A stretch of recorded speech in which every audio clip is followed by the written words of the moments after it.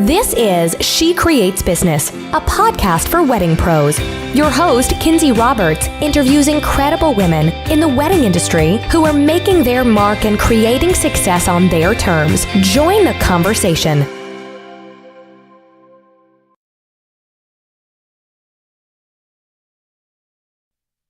Hello there, and welcome to episode 105 of She Creates Business, a podcast for wedding pros. This is your host, Kinsey Roberts. I hope you're having a great day wherever you are and whatever day you are listening to this. Today, I'm excited about my guest, Alexa Kritis, because this is literally the first type of freelance wedding coordinator I've ever had on the podcast.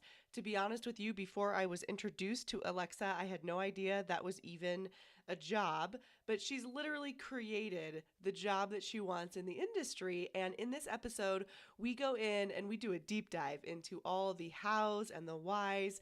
So if you're currently a wedding planner or you're a wedding coordinator and you're really thinking, gosh, I love what I'm doing. I like having my own business, but I really would just like to be able to assist someone else who is super busy, and you kind of want to take a step back from, really being the wedding planner of everything. This might be a great episode for you. It's kind of like we compared it on this show to being a second shooter, like a photographer. It's really fascinating, and Alexa has really been enjoying what she's doing. So before we get started, I want to tell you a little bit about Alexa. She's a freelance wedding coordinator. She works with luxury wedding professionals when they need an assistant planner or coordinator to step in. Whether it's remote or on-site wedding coordination, running ceremony rehearsals, or being the bride's assistant, there's no job too big or too small that she won't do. And the other thing that we talked about in this episode that I think is really fascinating is that she is such a great, she says it in her bio here, she's such a great resource for being an assistant planner, which I think can sometimes, what a great resource for wedding planners instead of hiring a full-time assistant planner, which kind of comes with its own challenges. You can hire somebody like Alexa who already has tons of planning experience. You don't have to train her, and she's just your freelance assistant planner on the day of the wedding, the day before the wedding, and whatever you need. So really looking forward to you guys hearing from Alexa. This is super fascinating. Heads up, I recorded this interview a couple of months ago, so if some of the dates are deprecated, I apologize about that. You guys know I took quite a bit of a break, but I had a lot of episodes banked up, and I think the information is still totally evergreen, but some dates or whatever might be messed up. And we might have a few audio issues in this episode, but don't worry, they're not going to bother you. We might say, oh, sorry, let's start over. It's real life. You know what I mean? This podcast is real life, so not a big deal. I want to let you know that the opt-in shop is still open. It's sponsoring this episode, as is all episodes. The opt-in shop is my template shop for email and blog posts, lead magnets, and opt-ins. So if you want to grow your email list and turn clients or turn viewers of your website into clients, but you're like, gross, I don't have time to create, quote, a lead magnet, something you give someone for free in exchange for their email address, go to the opt-in shop and grab the bundle, because it's 8 completely done for you lead magnets. They come in 5 colors, so you can get the one that matches your brand, and you can literally put them on your website today and start collecting email addresses. You can find that over at shecreatesbusinesspodcast.com/shop. Without further ado, let's get to the good stuff. Here's my interview with Alexa Kritis. Alexa, welcome to the show. Hi. Hi. Thanks so much for being here. Appreciate you. Thanks for having me. It's totally my pleasure. Guys, we were just chatting offline, and I was introduced to Alexa by Heather from the LVL Academy and the LVL team. And if you're not following them on Instagram, you should be. And also Alexa, which we'll definitely get to all of her information. But Alexa has the most interesting business model, and I knew right away I had to have her on the show because I have all of these questions, and I was telling her I'm just personally interested, so that's what this interview is about today. That's super flattering. Thank you. I can't wait to answer all the questions. Yay! Well, as everyone knows, I always read that professional bio there at the top of the show, so they know who you are a little bit, at least as far as professional bios go. And then, of course, the title of the episode. But tell us a little bit more about yourself in your own words, Alexa, and what you're currently doing in the industry. Yeah, so I have been working in the wedding industry since 2004, actually. I started working at a bridal salon, I literally found the job because it was on my bus ride to middle school. And I was like, hey, I want to work in that bridal salon. And like, who even knows if this was legal then? I was 14. I'm like, I want to work here. They're like, yeah, cool. All right, work. So I worked there starting in ninth grade. And there was a there was a wedding planner across the street. And during our slow season, my boss was like, hey, why don't you go across the street and see if wedding planner needs help? And I was like, cool. And I did. And that was it from there. Like I got bit by the bug, and I knew I wanted to work in events. I went to school in New York. I'm originally, I'm from New York. I'm based out of Tampa, Florida now. Oh, cool. And I knew I always wanted to do events, but I went to school for fashion. I wanted to be a buyer. I did a buying internship. I was like, this is not for me. So I was like working still in the fashion industry and wanting to do events, but nobody was hiring full time. So I was like, I need to get my event fixed. So I was freelancing for other wedding planners on the weekends and during, after work, and doing my 9 to 5 like fashion job. So finally in 2014, I found a job working as the wedding coordinator for a former Ritz-Carlton property called the O Palm Beach in Manalapan over on the east coast of Florida. And I was like, bye, New York. It was a matter of 2 weeks where I interviewed, accepted the job, moved, and that was it. And I finally had found my full-time wedding job, was super happy, got some corporate experience, and then after I left there, I was like, I'm ready to start my own wedding planning business. Did that for about a year over in that same Boca area, and then my boyfriend at the time, now fiance, said, hey, you want to move to Tampa? And I'm like, yeah, sure. So we moved to Tampa, and I very quickly realized that the budgets of the brides in the area here were not the same as the budgets in New York and in Palm Beach. And I was really struggling because I'm like, I love working in weddings. I love working with brides, but I don't feel like I'm getting the same type of clientele that I'm used to working with. Now, mind you, still, I am, through the course of working in my own business, still freelancing for other wedding planners. So it just sort of followed me. I was still doing it, and I'm like, wait, I have a little crop of wedding planners that I'm freelancing for. I'm like, if I have this handful, how is there not other wedding planners who need freelance assistance? And that's sort of how it was born. I was like, I talked to Heather from LVL Academy because the idea sort of came up in October of 2017, and I had done a couple of freelance jobs for my regular freelance clients, and then I had some new ones pop up, and I ran the idea past Heather, and she was like, you don't even need to take on your own clients. You can just freelance for other planners. And the response has been amazing. Planners love it. They love it, and it's so needed. I was, as you were talking, I was thinking in my mind, it's one of a friend of mine in the industry. She hired a full-time assistant, right? Full-on employee, et cetera. And then that assistant pieced out without, very much notice. And it was really hard on her and was devastating. And I was thinking in my mind when Heather told me about your business model, I was like, oh my gosh, it would be great for wedding planners to have a freelancer on their side, because then, you're invested in the sense that they can help you and help you execute, but you're not invested in the sense that if they leave, you're devastated.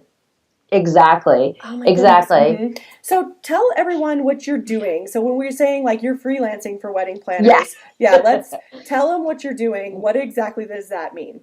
Yeah, absolutely. So what I do now is, instead of a planner, exactly like you were mentioning, investing in training and grooming an assistant that can just go and leave or start their own business. Because really, when you're young and you want to work for a planner, it's usually 9 out of 10 times they're like, oh, I just want to get the experience and then go start my own company.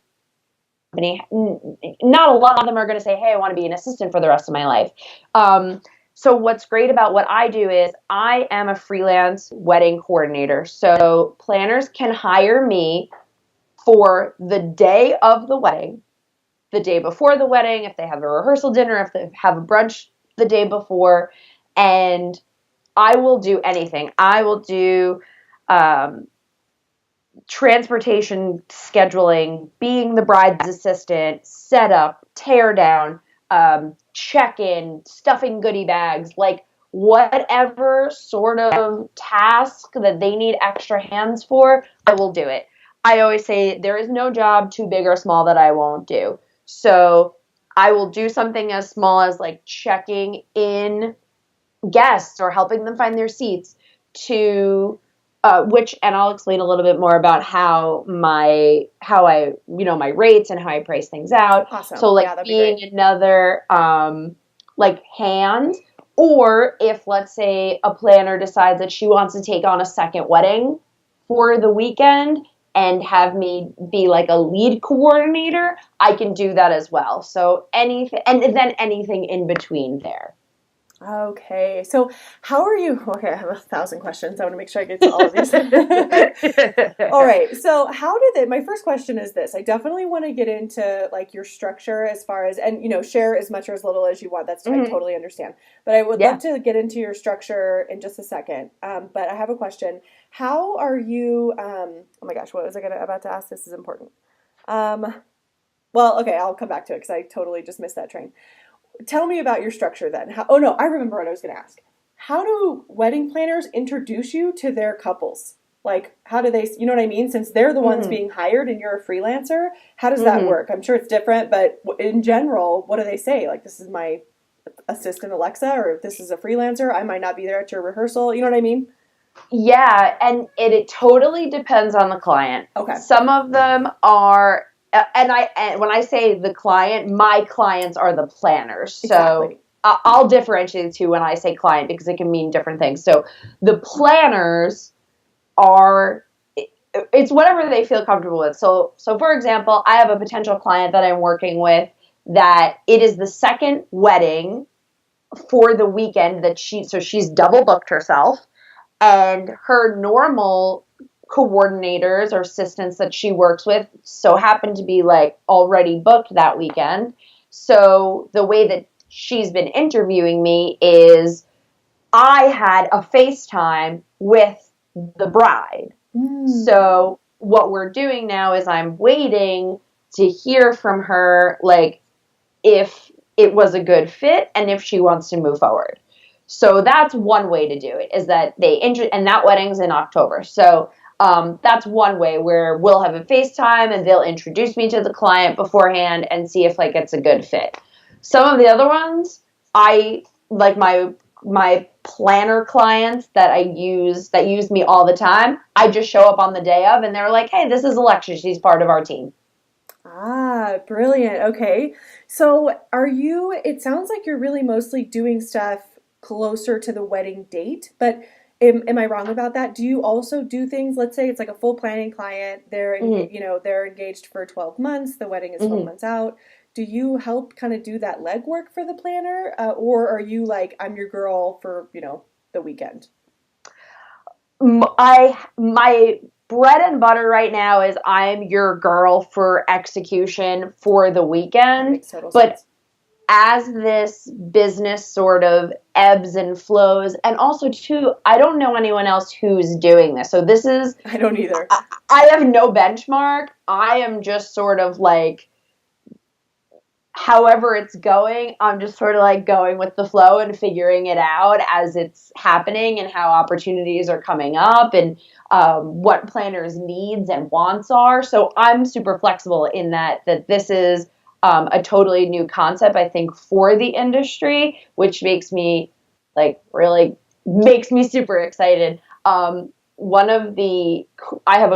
going off on a little bit of a tangent, but I have a little print in my office that says, create what you wish existed. And I've had this quote up on my wall for like 3 or 4 years now. And every time I look at it, I'm like, I am doing that. Like, I wanted, even in 2014 when I was working my day job in fashion and I was freelancing for wedding planners, like on the weekends, like I didn't know it at the time, but that was the beginning of this business. If I didn't have that struggle, I wouldn't have created this new concept and this new business. So, oh my goodness, what did you ask me that I totally went off tangent for? That's such a good point. And I don't even remember what I asked, but I'm so glad you said that, because I say this so much on the podcast, is that sometimes we just have to do the work. Like, we cannot assume the outcome, and we can plan and like make business plans and forecast our business, which I love to do. Don't get me wrong. Like, I'm always talking to Katie, my business partner, and like, hey, I want a future forecast. I want to take this business where we're going. But you just made such an excellent point. Sometimes you kind of just have to dig in and say, okay, where is this going to lead us? You know, for instance, if you didn't have the struggle back in 2014 of freelancing, you wouldn't have come up with this business model, and even this business model is ever evolving. And I think that that's such an important point, especially as we record this, where giant, the juggernaut of wedding blogs, Style Me Pretty, is shutting down as we, this was announced yesterday as we record this episode. It's so clear that the industry is constantly changing. And so I feel like that's why I'm so fascinated. When Heather first told me about your business, when I was on the phone with her, this is how I was like, oh my gosh, I said the same thing. I haven't heard of anyone actually doing that. It's like she's a second shooter, but for wedding planners. Exactly. That's exactly how when Heather and I had spoken about it, at first back in October, that was the same way she framed it. Like, how many Facebook groups have you seen for like second shooters for photographers? And they all work for one another. And it's the same exact thing. I'm like, why doesn't this exist for planners? I do it. I have been doing it for however many years now, like 4 or 5 years now. Like, why isn't this a thing? And, another thing that I wanted to share with you, and I'm sorry if this is like one of your questions that you wanted to ask me. The way that I'm finding my clients, beside like my little group that I've already been planning for, is I have cold emailed 150 of the top wedding planners across the country. I went to that is so awesome. Yep. Okay, tell us that story, please. So I have a stack of, I have the New York weddings. I'm literally looking at all the ones that I have on my coffee table right now. I have New York weddings. I have Southern weddings. I went on Vogue, Harper's Bazaar, and what was my other big source? So I just went and looked for all of the top wedding planners all over the country, and I just cold emailed them and was like, and I can email you my little intro, but it's basically like, hey, I'm Alexis Kritis. I'm a freelance wedding coordinator. Here's my website. Here's my availability. Let me know if you want to chat. Okay. And so what has the response been to those? First of all, that's so ballsy. I hope I can say that on this podcast, you guys. I don't think I've ever said that before.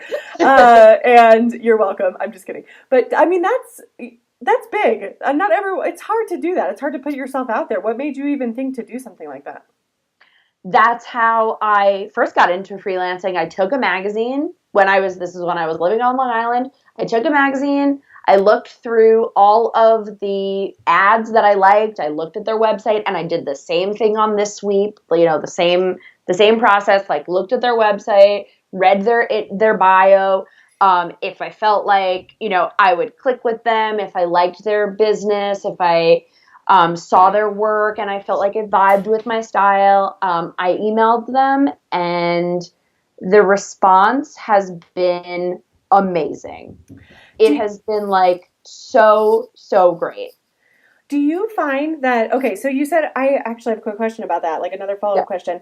You said you emailed people like across the country. So you're willing to travel, it sounds like. Oh, yeah. Okay. Everywhere. Would that be part of your fee? So that's a great question. So the way that right now, being that this is like new and I'm just starting to build it, I have family who work in the airlines. So the way that I'm selling it right now is I will take care of the flight, because I'm not going to invoice my clients for something that I'm not actually paying for myself. Sure. I do get paid for my days that I'm traveling, that I'm not working. Obviously, I get paid for the days that I'm working. And then I just need somewhere clean and safe to stay and to be fed. Absolutely. Okay, this is brilliant. So are you finding that a lot of the people hiring you, the planners who are hiring for your freelance services, are they mostly planners who are doing, like, what kind of planning packages? Is there any trends that you see yet? What kind of planning packages they've sold? Like, is it full planning? Is it day of coordination? Does it matter? They are as big as like full 3-day rehearsal dinner, wedding, brunch, like full planning wedding weekends. I have one luxury client who like only takes a handful of weddings, you know, like that's how big budget luxury weddings they are, that they literally are only taking like 5 or 6 a year. Okay. Because that's how big, you know, large scale events that they're taking. Yeah. All the way to the ones where I was saying that they're doing the, you know, it's the second one that they're taking for the weekend and they need a lead coordinator. Well, and even in my mind, I'm thinking, as someone who owns a venue, right now we require a planner, but in our specific market, we are not requiring someone to be doing it professionally, meaning like they don't have to have a business, you know, and like we've been burned a little bit by that, but for the most part, it's been okay. And I don't, but anyway, in my mind, I'm thinking like Katie and I, we're always there. We're not like venue owners who leave or whatever. So we're there. But in my mind, I'm thinking for like our particular venue in our particular stage of business, like I can't say that we'll never only require professional planners. But in our particular stage of business, we don't right now. So in my mind, like if I knew if there was a freelancer who would come in and work with us closely on those days, because Katie and I, you know, we could do it. We just don't want to be planners, right? If they would come in like you and help us with just that day and do timeline and do like vendor, hey, you go over here, you go over there. You know what I mean? All the things planners do, and just work in conjunction with us. Like, oh my goodness, I would refer them business all day. In our industry, especially, or in our market, I mean, because we're a rural market. And so the idea of having a wedding planner, they're definitely catching on, but it's kind of like, oh, that sounds super expensive. You know what I mean? It's not, but they have that in their mind. Like, ooh, that sounds like a huge luxury, when it's actually like, trust me, you'll thank us later. Yeah, absolutely. And it's a great service. I mean, if this is something that you would want to do, like because I also have, too many things I'm trying to say at once. Okay, for you, it would be a great thing for you to offer, like, hey, we've already done the work to find the planner. Here they are. This is the fee. You pay a flat fee, and like that's it. And you offer that through your venue. And yeah, you don't have to worry about it. You use the same person all the time. They know you. You know them. You know how they work, and then that's it. Exactly. Yeah, I would love that. And I don't know. Anyway, we don't have to talk about the venue, but it would, you know, it would be really interesting to just see it kind of how that worked, at least for these first couple of years. I can just see that being, I mean, it's really similar again to having, you know, a preferred vendor list or a required vendor list in a way, but not really, because it's not something that they have to, you know, they're still like DIYing it and planning their wedding, but you're there to make it go smoothly the day of. Right. Exactly. Whoa, okay. There's just so many opportunities here. Okay, so talk to us more. We kind of talked a little bit about the size of your clients. They definitely vary in range, but how are you pricing yourself? And like I say, you don't have to share details, but just in general, is it like a flat rate? Is it a percentage? What does that look like? Yeah. So again, this is something that is still changing and I'm figuring out. But my starting point, and I'm happy to share this with you, it's public knowledge, it's on my website, which I wanted it to be, which it's so funny. It's so opposite from my planning company, where it's like pricing is very secret and I have to have a meeting with them and I have to talk to them. And, you know, I don't put my pricing on my website. Whereas for freelancing, I'm like, this is the price. If you want to pay it, great. If you don't, that's fine too. Yes. Because pricing is such a funny thing. And yesterday I was at a Tuesdays Together meeting and we started We started the conversation about pricing and like who has their pricing on their website and who doesn't and for what reason and whatever. So to answer your question, my rate is $500 flat for any working day. So that's like a wedding day. If there's a brunch, if there's a rehearsal dinner, it's $500 flat. Per day. I am still per day. Yes. So if it was like a 3-day wedding weekend, that's $1,500. Exactly. Okay. Yep. Got it. Okay, cool. Keep going. Yep. I am still trying to figure out, and again, this is like total real world struggle. I don't have this, I don't have this all figured out. Who does, Alexa? Yeah. Nobody. Yeah, I totally like don't want to portray this like I have this entire thing figured out because it's a baby. Like it is fresh and new and I am still figuring, I'm still figuring it out. What my goal is to take a percentage for clients, for planners who need me for more of like a lead role, who want me to be there for the second wedding of their second wedding of that weekend. That always trips me up, that phrasing. I know. I was like, yeah, I get it. Yeah, I know you get what I was trying to say, like, wait, what is that? But then I got you. Okay.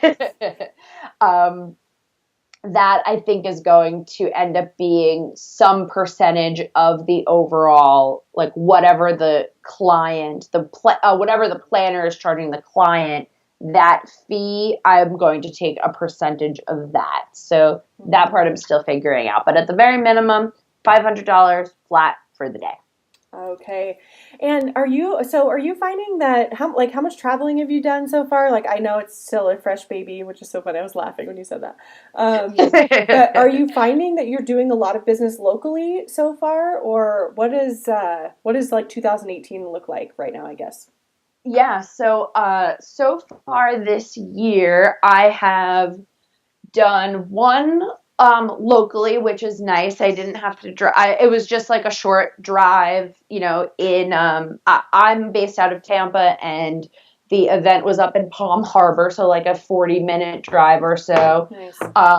I also now have an account, locally, which is amazing. So basically it's a planning company that they are the house vendor at a big venue here, and they just feed me the events that they book, and it's local and it's amazing, and I don't have to go anywhere. It's basically right in my backyard, and I have 4 or 5 of those this year, which is so nice. I don't have to travel, which is great. Not that I don't love traveling, but it's nice to have a local account too.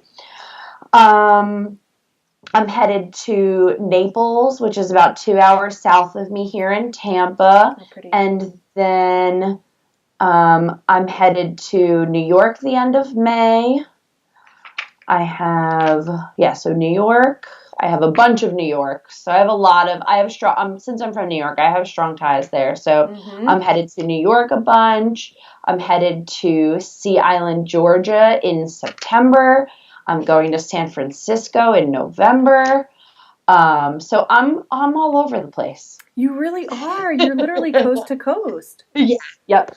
Well, it's just such a testament to how needed this is. Like, why do you think this has been such a huge hit among planners? I think it's been a huge hit because it's exactly the struggle that I was dealing with 4 years ago.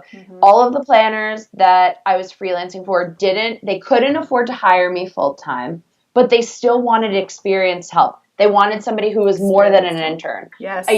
As a planner, when you have a client who's spending $100,000, $250,000, $500,000 on their wedding, do you want to put an intern who, it's great that they're a fresh face, but like, are they going to know what to do if the bride is having a meltdown before she's about to walk down the aisle, or if the florist delivers blue hydrangeas when they're supposed to be white peonies? Like, an intern is going to have a meltdown. Like, they're not going to know what to do. So I think that this is really going to be a success because I have 10 years of experience. I have already planned, currently have my own planning company. I still take local Tampa clients. So I know what it's like to be in the trenches and wake up at 6 a.m. and work a 12, 14-hour day and be on your feet the whole entire time, set up, breakdown, dealing with all different types of personalities and situations, and emotions are running high. So I think it really resonates with planners because and also because it's such a seasonal business. Yes. So for Tampa, we're dead here in the summer. But that's a great opportunity for me to go to New York when New York's in high season. And then once that's over, I come back to Tampa. We hit the ground running in October, November. So I think it's a couple of reasons. It's seasonal. It's experience level.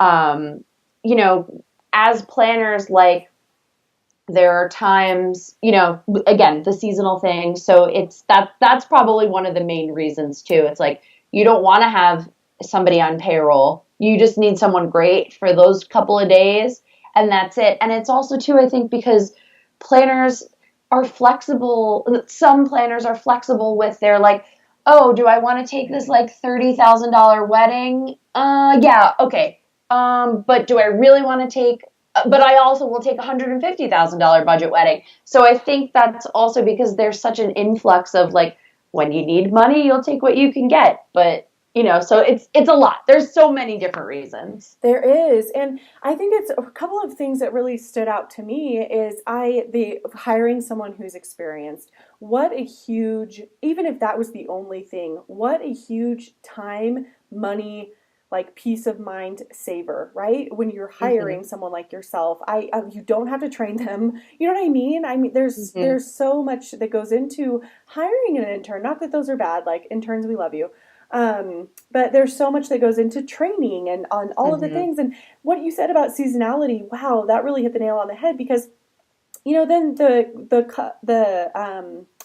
planner isn't committed to, keeping you like fed with weddings all year round. You know what I mean? And because the reality is, I think it's hard to find extremely good help who aren't the age of interns in college, who can do part-time work but be awesome at it, because you're not booked all year, right? Like, it is such a seasonal business. It's not easy to be like, oh, I'm looking for the best help, but I don't have anything to offer aside from like part-time job. I made that sound terrible, but you know what I'm saying? Like, that's not what I mean. Yeah. I feel like it's not easy to find amazing people who can only work like, oh, I only need you for 10 hours a week on the weekends. You know what I mean? That's hard. Yeah. Unless they are actually in college, in which case they're going to move on with their life, Exactly. So, they're not going to want to stay, or, the planner doesn't, to have like a payroll expense. Like, I am not a payroll expense whatsoever. Exactly. You call me when you need me, and if you don't, that's okay too. Exactly. This is so cool. Is there anything I missed? I feel like I could just talk to you forever, but is there anything I missed, or like, what are you excited about? I know you're traveling all over the place this year, but what's kind of coming up for the business? Well, actually, I have one more question before we do the wrap up. You mentioned you're still taking planning clients as your own business. How is that working exactly? So, is that working well? The balancing act?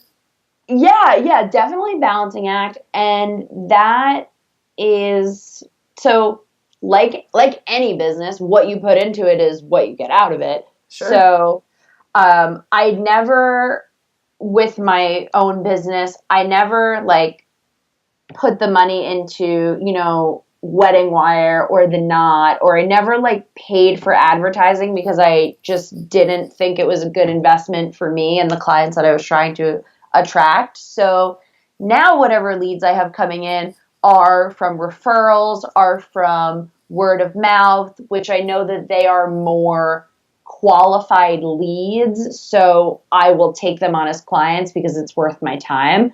But as far as doing like balancing, Alexa Kritis Freelance is still growing, and I'm still, I know I had mentioned before that I had cast a really wide net. I emailed 150 planners throughout the country. Now after, I have like a sales and business coach who she had said like, what I should do really is try to focus on having like 4 or 5 consecutive clients in different geographic areas so that I really build strong relationships with them. Not that I won't take other clients, but that's really where I should be focusing my energy on, which I love, and that really resonated with me. So with that coming down the pipeline, it's easier for me to, take some Long Isle, which is my planning business, some Long Isle clients. And I have some that like booked a while ago that I'm executing. So like I have one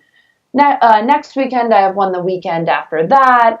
So it's easier for me to pick and choose which ones for Long Isle I want to take, and then, for AK Freelance, what I want to take. Mm-hmm. Well, and I love that advice from your business coach. It's really like your business's version of niching down, which is always a good idea because you can always expand. Exactly. Exactly. This is awesome, Alexa. Thank you so much for coming on and sharing all of this for you. I know that there are planners listening right now who are going to want to get in touch with you. So give us all the goods. Where can we find you online? Awesome. Yeah. Well, first, thank you so much for having me. Okay, so you can find me. My website is alexakritis.com. That's alexakritis.com. Email is hello@alexakritis. On my website is my availability calendar as well, but also feel free to email me if there are specific questions about anything at all. And I will 100% put all of that in the show notes, you guys. So just tap your podcast player to get those links so you can get in touch with Alexa. Alexa, thank you so much for being here today. I hope you have a great evening, and we'll chat to you soon. Thank you so much. It was such a pleasure. Thank you. You are welcome. Bye-bye. Bye. Thank you so much for listening to She Creates Business. Please take a minute and head to iTunes to leave an honest review so we can help more wedding pros find the show.